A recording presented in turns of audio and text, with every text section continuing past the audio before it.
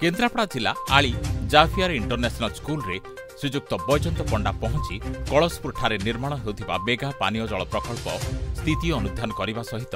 यथाशीघ्र कार्यकारिता उपरे गुरुत्वारोप करी बन्यांचल परिदर्शन करी फेरिबा परे डाकमंगला अतिथि भवन ठारे अधिकारी मानक सहित बैठक करी त्वरान्वित करने को आलोचना करी फेरी जाइथिले। आमर प्रिय सांसद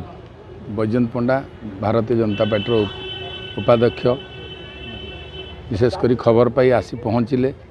विशेषकर जो हर घर जल मिशन रे जो प्रधानमंत्री समस्त घर को जल जीवार व्यवस्था अच्छी मात्र सेटा आली निर्वाचन मंडल टोटाल केन्द्रापड़ा रे प्रोजेक्ट रे कोठी ना कोठी विगत सरकार समय हो कौन कारण ए पछरे पड़ी